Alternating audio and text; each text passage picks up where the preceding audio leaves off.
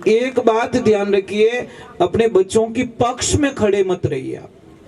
अब जो नहीं जानते, अभी से मेरा चैनल है उसके ऊपर ओके करो, सब्सक्राइब करो और मेरे से जुड़े रहो।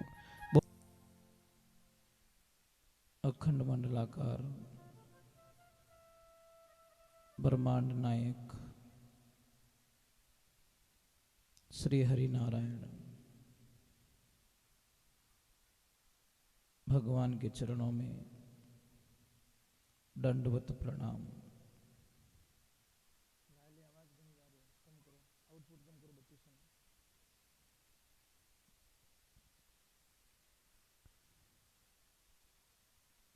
महाराज व्यास जी महाराज के द्वारा रचित, महाराज सुखदेव जी महाराज के द्वारा कथित श्री भागवत महापुराण को दंडवत प्रणाम। सर्व देवी देवता, ग्राम देवता और सभी कार्यकर्ता गण, सभी भक्तगण, सभी को दंडवत प्रणाम।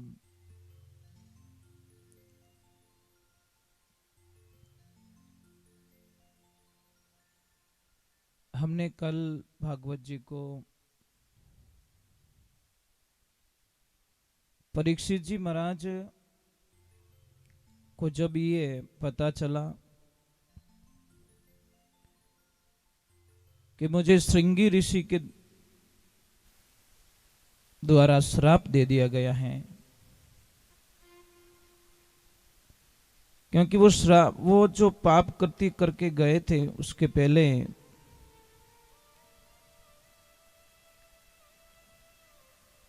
उनको पता चल गया। आपको पता है कि जब कोई आदमी गलती करता है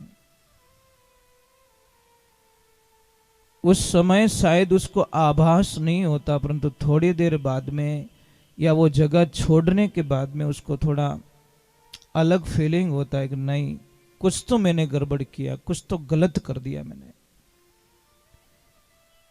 तो महाराज परीक्षित जी को भी जब राजमहल में गए और जो मुकुट पहना हुआ था वो जैसे ही नीचे उतारा, उनको बड़ी अटपटा लगा कि हे भगवान, हे नारायण, मैंने ये क्या कर दिया, मैंने एक महान ऋषि का अपमान कर दिया। वो उनको अपनी गलती स्वीकार करने के लिए, उनको मनाने के लिए, उनका आदर करने के लिए कुछ तैयारियां कर रहे थे कि मैं इतना सोना लेके जाऊंगा, इतने हीरे लेके जाऊंगा, इतने सुविधाएं लेके जाऊंगा और महाराज जी को मैं भेंट चढ़ा दूंगा, उसके बाद मैं क्षमा याचना मांगकर मेरी गलती का प्रायश्चित कर लूंगा। इतने में समाचार आ ही गए कि महाराज आपको श्राप लग चुका है कि आप 7 दिन में आपको तक्षक आएगा और वो डसेगा और आपकी मृत्यु हो जाएगी। एक तरफ उसको दुर्भाग्य मान रहे हैं और एक तरफ भाग्य मान रहे हैं। भाग्य क्या मान रहे हैं कि मैं बड़ा नसीब वाला हूं कि मुझे सजा मिली, और गलती करने वाला उसका प्रायश्चित यही है कि वो भगवान से कहे, प्रभु मुझे सजा दो, मुझे छोड़ो मत, अगर अब छोड़ दिया तो मैं और कोई गलती करूंगा, मुझे छोड़िए मत। और आप लोगों ने, शायद सब लोगों ने वो कहानी सुनी होगी कि एक लड़का बालपने में स्कूल जाता है और वो किसी की पेंसिल चुरा देता है,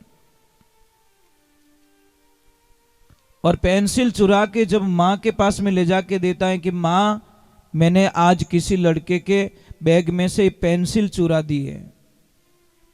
माँ ने कहा, बेटा किसको पता तो नहीं है? कि नहीं माँ, मैंने बड़े होशियारी से चोरी करके लाया हूं। क्या चाबाश बेटा चाबाश, किसको पता नहीं चलना चाहिए। बच्चे को बड़ी एनर्जी मिली, बड़ा बैलेंस मिल गया उसको। 4-5 दिन हुए, उसने पेंसिल की जगह पूरा स्टो बॉक्स ही चुरा दिया। ले गया माँ के पास, मेरे माँ को बोला माँ आज कुछ थोड़ा सा बड़ा किया मैंने। बेटा पता नहीं चलना चाहिए, दूसरों में घनी हमेटो। अब जिसको स्टू बॉक्स चोरी हुआ था, सारे लड़कों ने देखा उसको। उसकी माँ उसके पास में जाके बोलती तेरे बच्चे ने आज मेरे बच्चे का वो बॉक्स चुरा दिया है। उसने बोला कि तू जानती है मुझे, मैं कौन हूं? आज तो नाम लिया, आइंदे के साथ में नाम लिया ना तो मेरा नाम फलानी है, ध्यान रखना। नाम मत लेना मेरे बच्चे को। और बच्चे को और एनर्जी मिल गई। वाह भाई, मेरी माँ बहुत अच्छी, मेरी माँ रक्षक है। कुछ टाइम बीतता है, थोड़ा वो बड़ा काम करता है, स्कूल का टाइम पूरा हो जाता। तो एक दिन उसने राजा के दरबार में चोरी कर ली महाराज। पकड़ा गया। राजन ने बोला एक काम कीजिए,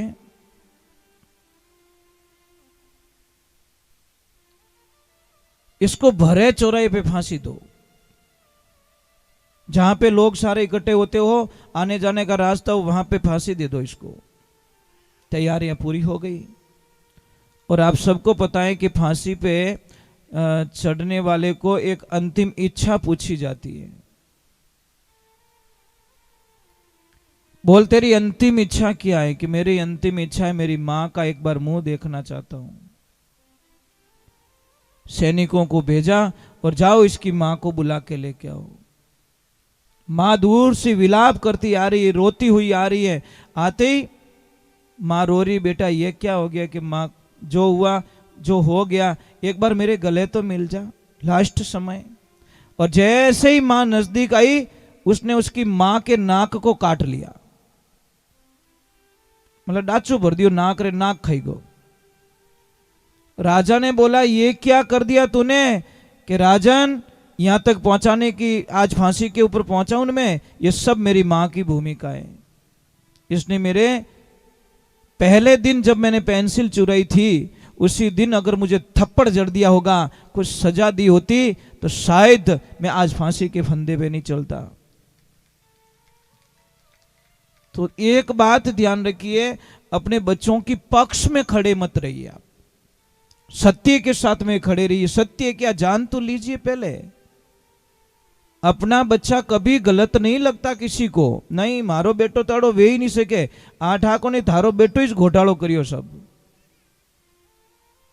इसलिए अपने बच्चों के पक्ष में मत रहिए, पहले जानकारी लीजिए पूरी। सत्य क्या, अगर झूठ है तो उसको बोलो, सजा मिलनी चाहिए इसको। तो परीक्षित जी ने वही का अपनी वकालत की, अपने लिए खुद वकील बने और बोला नहीं परीक्षित, तुझे सजा मिल के रहेगी। तूने गुनाह किया है, महाराज के गले में सांप डाला है, महापुरुषों का अपमान किया है, तुझे सजा मिलनी ही चाहिए। इसीलिए खुश हो रहे थे कि मैं बड़ा सौभाग्यशाली हूं कि मुझे सजा मिल रही है। पर एक तरफ थोड़ा दुख भी हुआ कि श्रृंगी ऋषि को ऐसा श्राप नहीं देना चाहिए था, कुछ सजा दे देते। और पर देखिए जो कुछ होता है अच्छे के लिए होता है। अब सारा वृत्तांत पता चल ही गया, तो तैयारी जरूरी है, तैयारी तो करनी चाहिए ना। हमको पता चल जाए कि फलाने दिन आपके बेटे या बेटी की शादी, तो तैयारी करोगे कि नहीं करोगे? क्या यूं क्या होगा ब्याह वे इज्जती देखी जाए, आगे दिन कर ले सब तैयारी? नहीं नहीं नहीं नहीं, सारी तैयारियां पहले कर देते। तो अब महाराज परीक्षित जी ने बोला कि बस दिन तो सिर्फ 7 है, अब तैयारी मुझे कर लेनी चाहिए मेरी मृत्यु से मिलने के लिए। भगवान के भक्त में यही फर्क होता है। अज्ञानी लोग मौत से डरते हैं और ज्ञानी लोग मौत से डरते नहीं, क्योंकि उनको पता चल गया है कि हम बैठे कहाँ हैं, बैठे किस भूमि पे बैठे। हम बैठे मृत्यु लोक में, मतलब यहां पे मरना निश्चित है, कंफर्म है, इसमें कोई शंका नहीं है। आप सब प्रकार के मुहूर्त निकलवाते महाराज जी। पंडित जी के पास में जाते हैं और पंडित जी को पूछते हैं, महाराज जी देखो मारो बेटो कमाई दे कि नहीं दे, इन्हें सगाई रे कि नहीं रही, और खेत में फसल रे कि नहीं रही, वो व्यापार करूँ तो की कर रही, इन्हें नौकरी लागे लाग नहीं लागेला, मोरे दोनों जोड़ा रे जमे लाग नहीं जमेला, मोने कहनो बेर है। ये सारे मुहूर्त पूछते हो, पर एक मुहूर्त कभी नहीं पूछते साहब कि महाराज देखो टीपणा मन लिखियोड़ो है कि नहीं हमारी राशि माते कि मैं मरूला कि नहीं मरूला। वो पूछो कि नहीं मुहूर्त? क्यों नहीं पूछते? पूछना चाहिए। ये तो मुहूर्त आपको भी पता है, इसमें क्या पूछना? आया हूं तो जाऊंगा, मरना तो निश्चित है, पर जाएंगे कब ये पता नहीं चलता साहब। एक बात का ध्यान रखना, कई लोग जन्म कुंडली बनवाते हैं, हम तो ये कहते जन्म कुंडली नहीं बनवानी चाहिए। समझ में आ रही नहीं क्यों नहीं बनानी चाहिए? मैं आपको एक राज की बात बताता हूं। समझ लीजिए जन्म कुंडली में लिखा है कि इसके भाई लिख दिया, भाई 23वीं साल में इसके योग में कुछ एक्सीडेंट लिखा है, तो आप तो 23 साल पहले ही मरना शुरू कर दिया आपने। 23 साल पता नहीं कब आएगा, तब तक तो आपकी बहुत एनी टाइम। ए बेटा बाइक धीरे चले, थारी कुंडली में लिखी उड़ो है। ए बेटा वो कर जे थारे अटे लिखी उड़ो है। ए बेटा यूं मत कर जे थारे अटे लिखी उड़ो है। आप तो पहले ही मरना शुरू कर दिया। बात कब बीतेगी पता नहीं, बीतेगी कि नहीं बीतेगी, पर उनमें लिखी उड़ो है। पछे कहे थारो ब्याह रे तुम 3 साल बाद में थोड़े दोनों अलग रह जाओ, कटा होवेला कि नहीं होवेला, पर जन्म कुंडली रो सारो ले कटा लिखी उड़ो, क्यों मैंने पसंद नहीं है तो डायरेक्ट बता दी, मैं पहले इसकी मार लिखी उड़ो टे मारता जजी को नहीं, उसका सहारा ले लिया। तो क्या करोगे आप लोग? हाँ पूछना चाहिए, पूछना चाहिए, पर आप लिखो मत कि नहीं भाई नामकरण कहीं है, नामकरण कर लो, बस बात खत्म कर दो। जन्म कुंडली तो मां सीता की और राम जी की भी बनाई थी, 36 के 36 गुण मिल रहे थे। फिर मां सीता को बच्चों को वनवास में जन्म क्यों देना पड़ा, वन में जन्म क्यों देना पड़ा? इसलिए समय का खेल निराला भाई, समय का खेल निराला, और समय के आगे झुकना पड़े चाहे कितना बड़ा बलवाना। विधि का जो विधान कोई दुनिया में बदल नहीं सकता, कोई नहीं बदल सकता।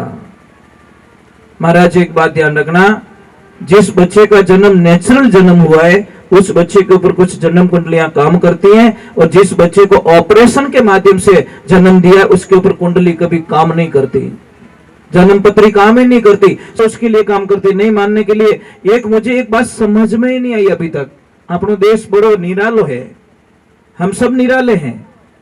कहा ट्रैफिक की लाइट लगी लाल, अटी देखिए पुलिस वाले नहीं, इधर देखा ट्रैफिक वाले नहीं है, निकल गो। लाइट कौन सी लगी? लाल। थोड़ी सी आगे गई मिनकी मिली आडी फिर की, वो बड़ी सुपर है। बोलो लाल सिंगल से नहीं रुका, और मिनकी आडी फिर की वो बटी, अरे कहीं रियो भाई, अरे कि मरा साकईज मत कर, मिनकी रस्तो काट लियो, अरे थारी बोली रे उठे लाल निशान है तो ही तो निकल गो बिना परवाह, और अटे मतलब हम लोग कई तरीके से फंसे हुए हैं। कर्म प्रधान होता है, कर्म को कोई बदल नहीं सकता। परीक्षित जी के महाराज में वो विधि का विधान था कि आप जाओगे, आपको ये होगा, और आपके हाथ से ये होगा तो ही आगे का काम होगा, और होना पड़ा। परीक्षित जी जाते गंगा तट पे और अपने मोक्ष के लिए वहां तप करने का विचार करते, पर सबको पता चल गया, आसपास के जितने भी ऋषि मुनि थे, जितने राजा महाराजा थे, सबको पता चल गया कि महाराज परीक्षित जी को श्राप लग चुका है और 7 दिन में उनका शरीर छोड़ना पड़ेगा। तो भाई मिलना तो पड़े, भला आदमियों को नहीं मिले सा, भला आदमियों को मिलने वास्ते टाइम निकालना पड़े।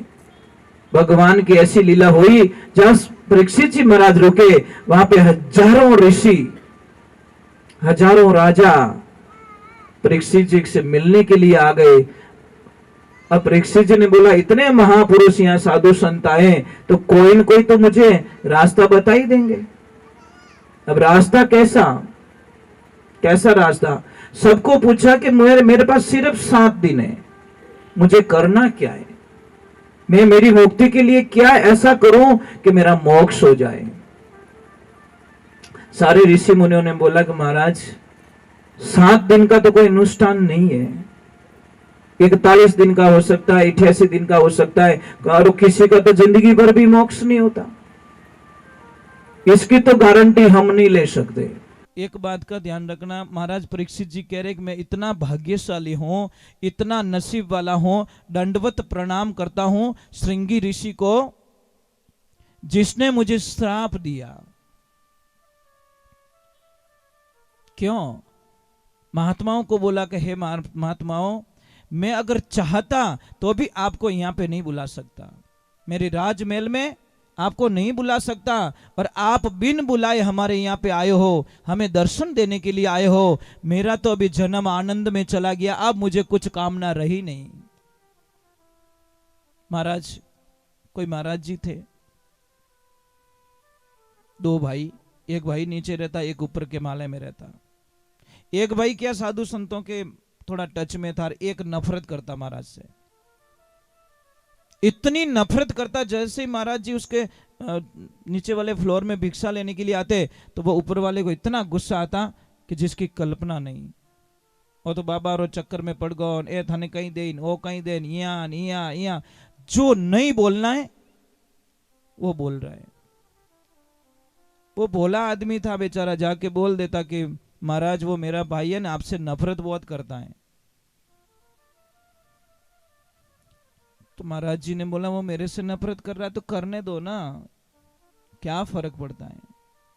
एक दिन समय का संजोग, महाराज गए परंतु डायरेक्ट ऊपर चले गए, जहां फर्स्ट फ्लोर में उसका भाई रहता था ऊपर, वहां पे गया और डायरेक्ट खप्पर आगे करके बोल दिया भिक्षाम देही। कोई नहीं अंदर। एक छोटा सा बालक अपने छोटे छोटे हाथों से एक रोटी उठा के लाया और लाके महाराज जी को खप्पर में दी। महाराज जी ने उसके सिर के ऊपर हाथ दे दिया और महाराज जी चले आए। विधि का विधान, कागला रो बैठनो, डाली रो भागनो। संध्या काल हुई, बच्चा खेल रहा था ऊपर, कोई कारणवश उसका पैर फिसल गया और बच्चा डायरेक्ट नीचे। अब वो भाई था, भाई का लड़का, आखिर में थोड़ी आवाज बढ़ाओ, आखिर में आत्मा बढ़े ना कि आखिर में मारो भाई है, वो महाराज जी कने खबर पहुंचाई कि महाराज जी गड़बड़ हो गई। पहली बार इन घर में थोरो जानो रियो, और उन घर में ऐसी घटना आगी तो वो रिया बढ़े, आगे तो यूं थाने चावी कोनी, और भले ही देखो कर्म एड़ा आज ही थारो जानो रियो और आज ही उनो बच्चो नीचो पड़ गो। बड़ी अनहोनी घटना हो गई महाराज। अब तो उसका विश्वास और टूट चुका है। महाराज जी बोले कुछ लगी तो नहीं है? कि नहीं महाराज, लागी तो कोनी, तो भगवान भलो करियो कि नीचे पड़िया बिस्तर और बच्चों का ही करियो ऊपर पड़ियो जड़ी बिस्तर माथे पड़ गो, नुकसान तो कुछ नहीं हुआ। भगवान ने शुक्रिया अदा करी, हे प्रभु बड़ी तेरी कृपा है। अरे भाई तुझे पता है, कल ही मुझे पता चल गया कि इस बच्चे की कल मौत है। मैं जान चुका था सारा रहस्य कि ये बच्चा कल तक यमराज इसको लेके चला जाएगा, काल लेके चला जाएगा। इसलिए मैंने आव देखा ना ताव देखा और जाके बच्चे के सिर पे हाथ रख लिया और वो भार मेरे पे ले लिया कि मौत आएगी तो मेरी आएगी, पर बच्चे का बाल बांका नहीं होने दूंगा, चाहे वो मुझे ना चाहे, चाहे कुछ भी करे। यही तो संत की मौज है, यही तो आनंद है। कोई कितनी भी नफरत करे, कितना भी नेगेटिविटी रखे, पर संत हमेशा पॉजिटिविटी रखेंगे। इसीलिए तो किसी ने लिखा, वाह वारे मौज फकीरा की, वो परवाह नहीं करते अमीरा की, वो मौज है फकीरा की। महाराज आनंद कुछ और ही होता है। तो महाराज वहां पे भगवान की लीला होती है। सुखदेव जी महाराज, जब परीक्षित जी महाराज ने सारा प्रश्न वृत्तांत सुनाया सबको, किसी ने हाँ नहीं बोली, तो थोड़ा इंतजार किया। तो इधर तप में, वन में सुखदेव जी महाराज वन में तप कर रहे हैं। उनको पता चल गया कि राजा परीक्षित जी को ये समस्या आ गई है और वहां से वो चल दिए। आवाज आ रही है, शोर मच रहा है। सबने बोला क्या हुआ, कौन आया ऐसा? कोई चिल्ला रहा है, कोई क्या कर रहा है, कोई भीड़ लग रही है, कोई क्या लग रहा है। क्योंकि महाराज वो दिगंबर थे, पहनने के लिए कुछ भी नहीं, सिर्फ एक लंगोट। शरीर इतना सुंदर, इतना आनंद कि देखते देखते कितने के मन के अंदर बस गए, पर उनके मन के अंदर कोई नहीं। संत का यही तो होता नहीं। संत सबके मन में हो सकता है, पर वो संत किसी को मन में लेके ना घूमे, सिर्फ एक के अलावा। उनको तो कुछ नहीं, कोई उनको क्या कह रहा है, कोई क्या कह रहा है, कोई क्या कह रहा है। जैसे सुखदेव जी महाराज आए, सारे संत ऋषियों ने हाथ जोड़कर प्रणाम किया। उन्होंने बोला कि प्रणाम का वदावा का कोई टाइम नहीं है, समय मत बिगाड़ो, कोई आसन की अपना। और प्रश्न पूछा कि महाराज मुझे मोक्ष चाहिए। उन्होंने आव देखा न ताव देखा, आसन बिछाया और डायरेक्ट बैठ गए, समय की बर्बादी नहीं। महाराज ने प्रश्न किया कि मुझे 7 दिन में मुक्ति हो जाए, क्या करना चाहिए। महाराज एक बात का ध्यान रखना,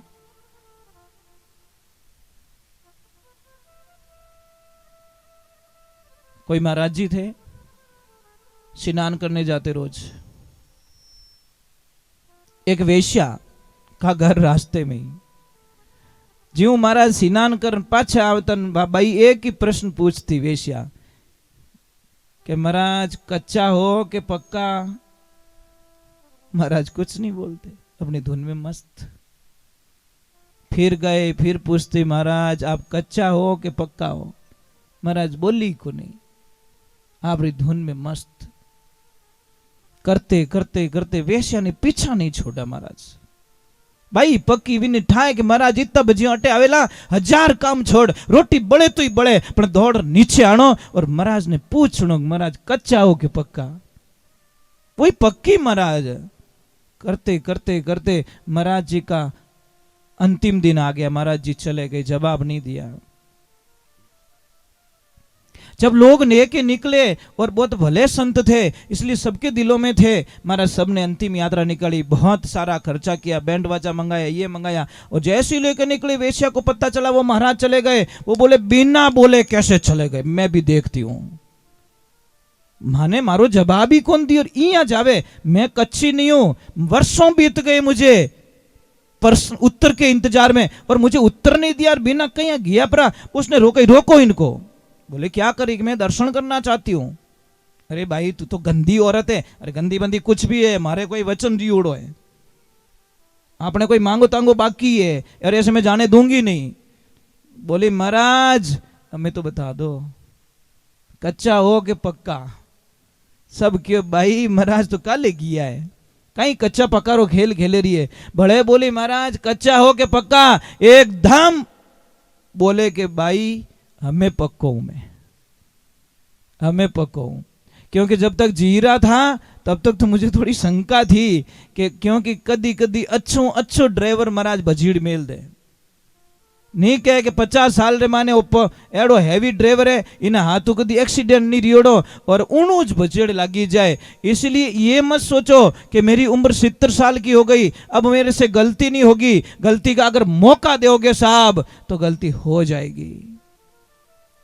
आप चांस वो मत देखिए कि क्योंकि गलती में उम्र नहीं देखी जाती।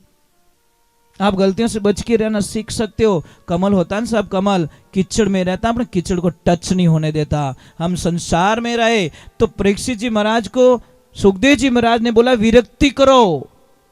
विरक्ति क्या, मोह माया, सबको कनेक्शन खत्म करो। कि कैसे करो, तो महाराज जी तो देखो संत लोग तर्क से समझाते। कभी भी एक नारियल मंगाया, ये पानी वाला, और पानी वाला नारियल मंगा के बोला कि इसको तोड़ो, परंतु शर्त ये है कि ये नारियल अंदर से नहीं टूटना चाहिए, खाली बाहर बाहर का खोलिया निकालो।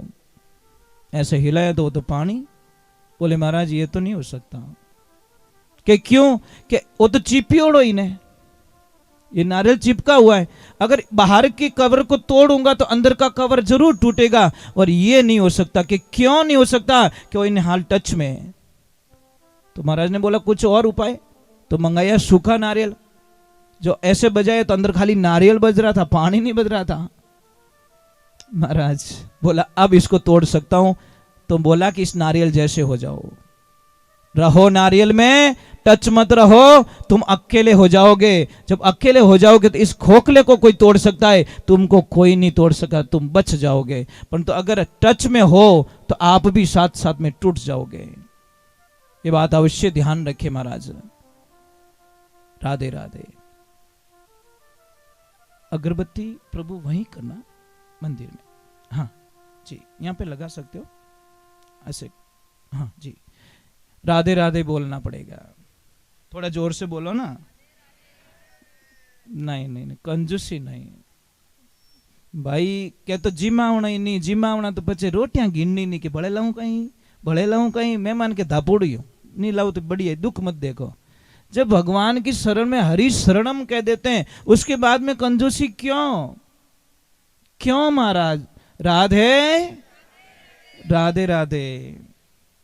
तो महाराज परीक्षित जी को सुखदेव जी महाराज का बहुत अच्छा प्रश्न लगा और महाराज जी ने बहुत ही अच्छा उत्तर दिया कि करना क्या। पहला पड़ाव कहां से शुरू हो रहा है, 3 चीजें बताई। श्रवण, दूसरा स्मरण और तीसरा है कीर्तन। 3 रास्ते बताए। सुनो तो ध्यान से सुनना, मतलब मन विचलित नहीं होना चाहिए, एक एक शब्द का ध्यान रखना पड़ता है। और पता है लॉटरी लगती है ना साहब, तो 1 नंबर गलत आता है तो लॉटरी खत्म हो जाती है, और 1 नंबर सही आई गोरे तो करोड़पति बनाए दे रोडपति ने। ये भी हमारी लॉटरी, ध्यान रखना। कौन सा शब्द आपके पास में आएगा और कौन सी नई जिंदगी स्टार्ट होगी आपको भी पता नहीं है और मेरे को भी पता नहीं है, ये तो भागवत जी जाने। तो पहले सो ध्यान लगा के सुनो। आप सोच रहे हो कि एक छोटी सी बात है, स्टैंड पे गाड़ी पड़ी है, गाड़ी तो पड़ी है पर ड्राइवर नहीं है। अब गाड़ी ने जान के भाई हाले को नहीं है, मने रावत बाटा जावणो, गाड़ी के माइलो है ही को नहीं, मने ले जाओ जो है ही को नहीं। एड्रेस तो साहब हम किसको बताते, ड्राइवर को बताते। गाड़ी रे चेपियों कोई गाड़ी बदले जान छोड़ने वाली नहीं है। ये ड्राइवर को, ये तन आपकी गाड़ी है, ध्यान रखना, और मन आपका ड्राइवर है। इस मन को समझाओ कि तू ही गाड़ी में बैठो रहे, शांति हूं, अट उठ भटक रो तो मत, फिर थारे भाड़ो आवे लई को नहीं, पछ के धंधो नहीं रहे बैठो, आखो दिन रो तो फिर गाड़ी हुनी छोड़े। तो इस शरीर ने हुनो छोड़ रो, मन आगो पछो फिरेला तो थाने कोई फायदो मिलन वालो। देखो शरीर की पूर्ति के लिए ये मुख बनाया और यहां से पूर्ति होती है। भूख लागे तो कानड़ा में थोड़ी जूस गालो, समझ में आ रही नहीं। कानड़ा बंद कर पाछे मुंडो फाड़ो तो मारी आवाज सुनाई दे। तो रास्ते ही पूरा अलग दे दिया मन तक बात पहुंचाने के लिए। आउटपुट इनपुट, ये ध्यान रखे। तो बराबर ध्यान लगा के सुनिए, आप प्रेम से सुनिए। दूसरा नाम स्मरण, मतलब उसको चिंतन करिए। आप बार बार रिपीट कीजिए, बार बार रिपीट कीजिए, बार बार रिपीट कीजिए। रिपीट करो करो करो करो करो।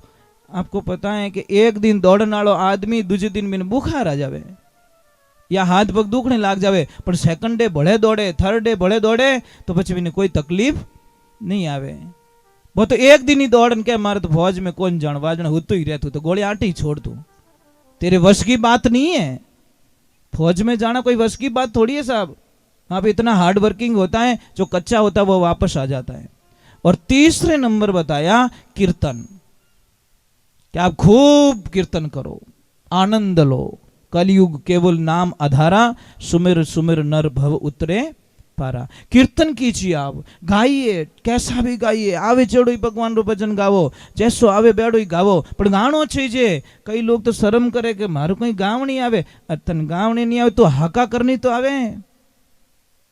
तू राम राम मत बोल, तू मरा मरा ही बोल, कुछ तो बोल बेटी रे बाप की, तू बोल कि महाराज मरा मरा तो ऊंधो हो जावे। तो भाई तू खेत रे माने बीज रा दाना छाटे, जने दाणो चेक करे कदी कि उल्टो पड़ियो कि सीधो पड़ियो, कदी चेक करो, कदीच नहीं करो। पण वो उगे कि नहीं उगे, भाई छाटियो जने तो उग्यो ना, वो तो क्या छाटू ही कोण नहीं, वाने लावा ले ले भक्ति रा टोली पर धूड़ो लाइन लाडू बनान खाई ले, तार लाटा एड़ी आई।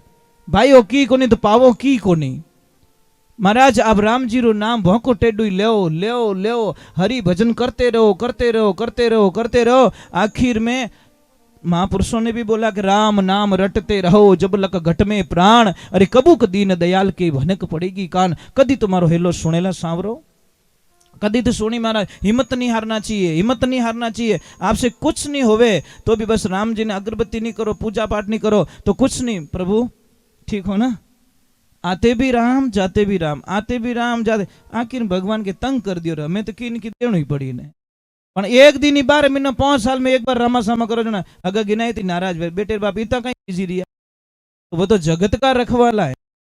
जब अपना ए लोग ही नाराज हो जाए महाराज, इस शरीर के लिए हम कभी अहंकार न करें। शरीर की कोई परिभाषाएं नहीं होती, कितने दिन चलेगा कोई ठिकाना नहीं है। मैं आपसे एक प्रार्थना कर रहा हूं, आपका जीवन है, आपका जीवन 2 तरह का है। सबसे पहले कोई आदमी यहां से लकड़ी लेके जा रहा है,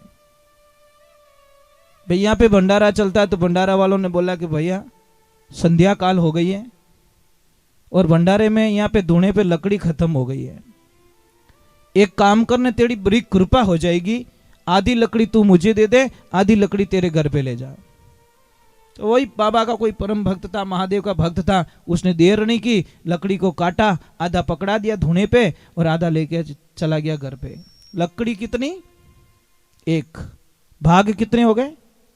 2। एक पहुंची घर पे और एक पहुंची धुने पे।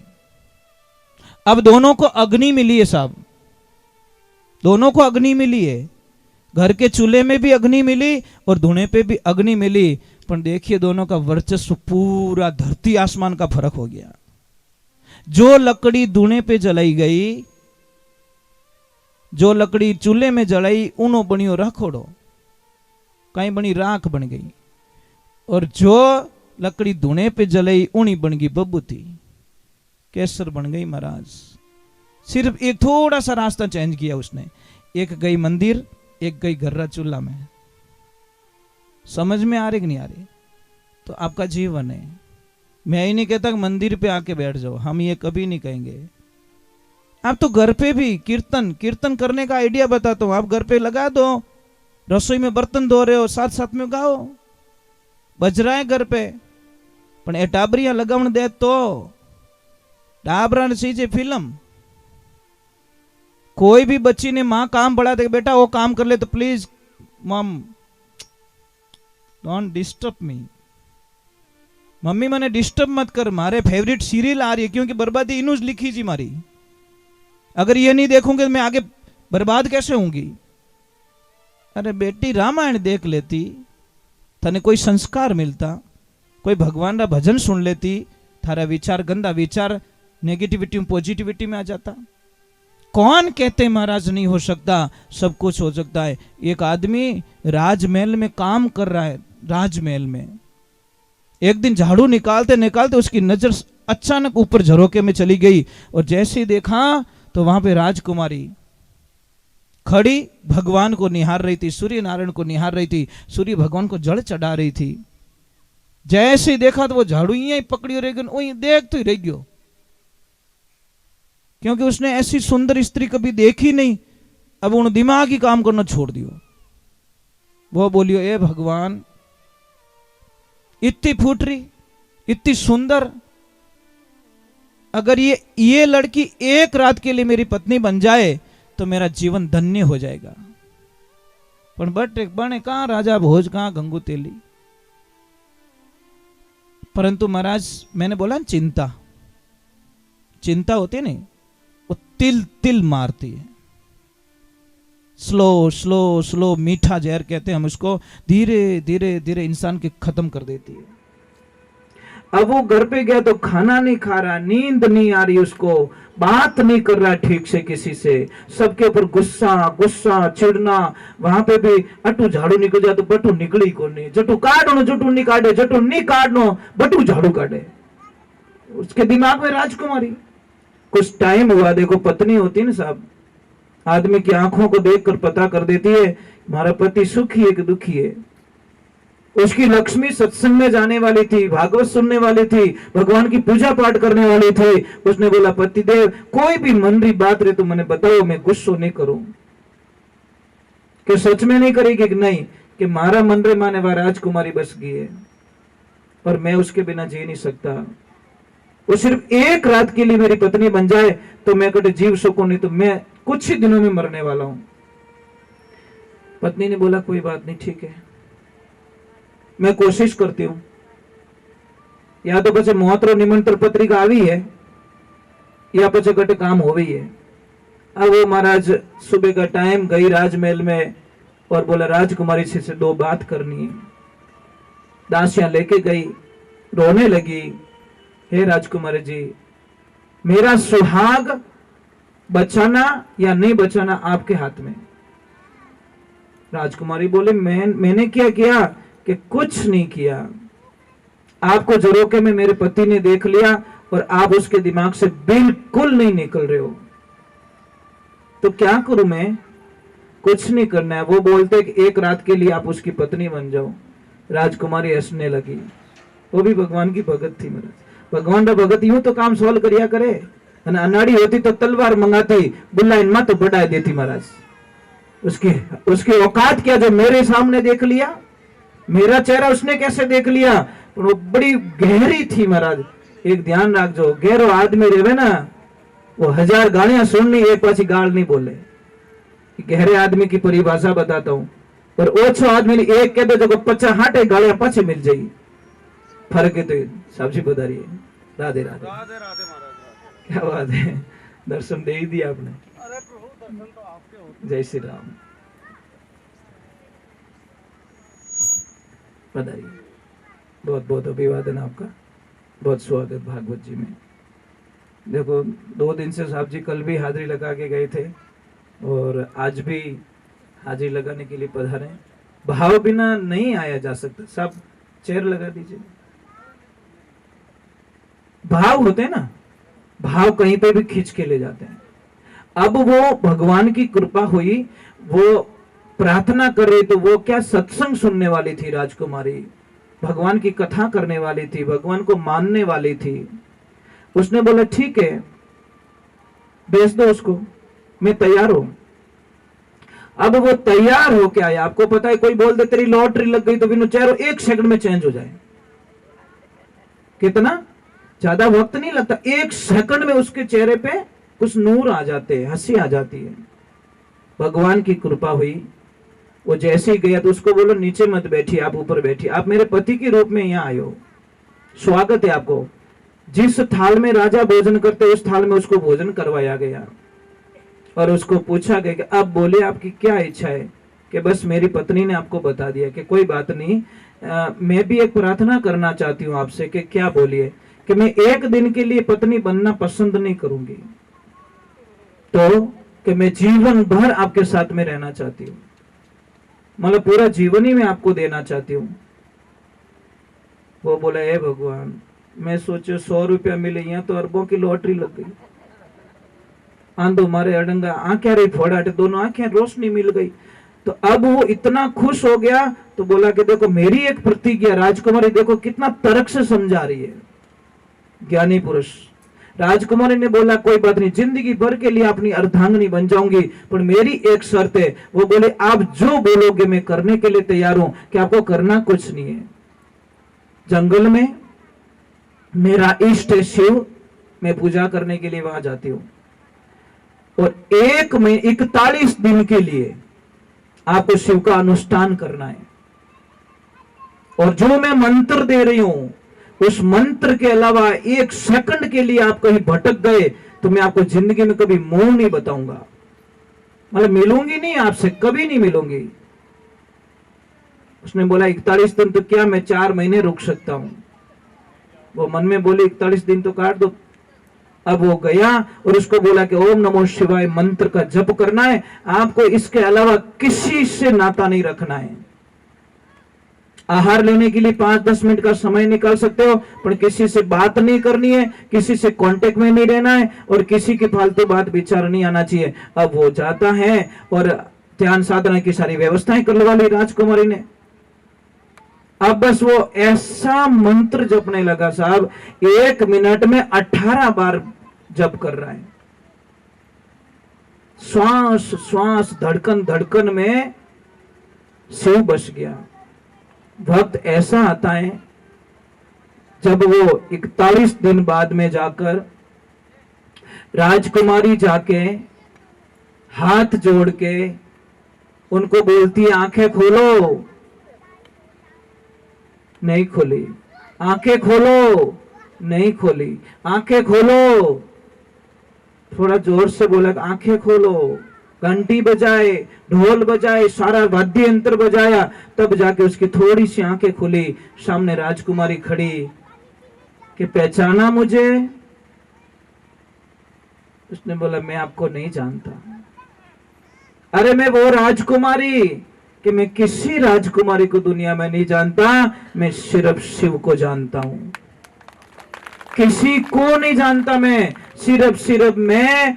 शिव के अलावा मुझे दुनिया में कोई नहीं दिख रहा है। हे माते, मैं आपको प्रणाम करता हूं।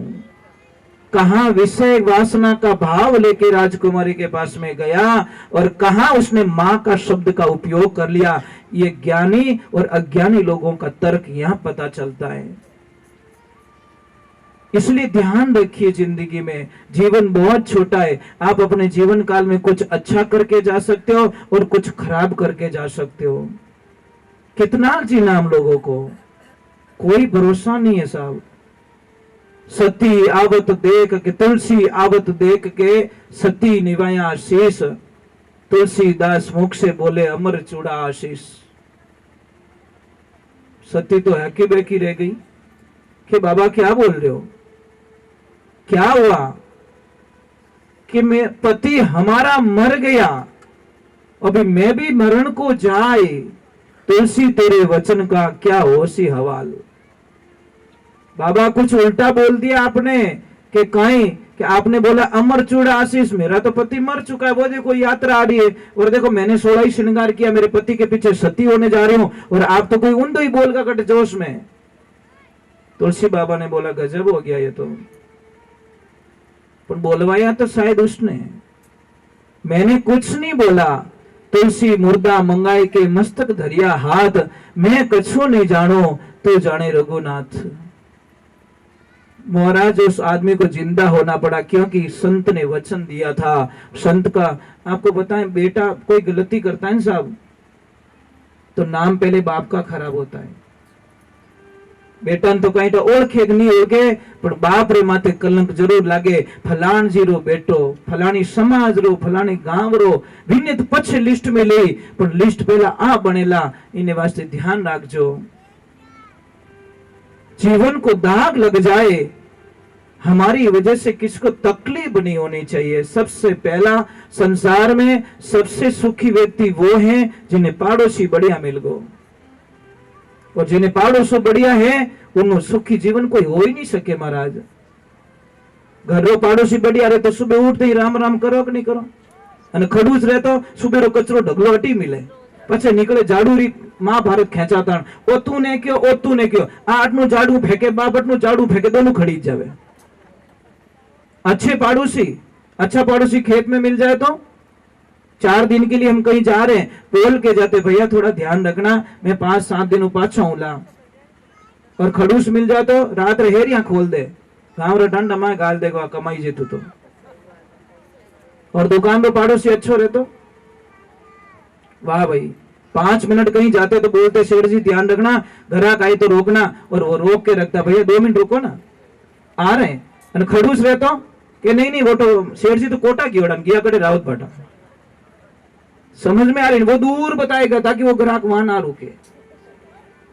और एक बात है, सीट पे हम कहीं यात्रा कर रहे, सीट पे अगर पड़ोसी अच्छा मिल गया तो आपको पता है 4-5 घंटे कब निकल गए। और खड़ूस मिल जाए तो हे राम, बोल में ही कटे अड़गा रहो नहीं तो ही झगड़ो तैयार।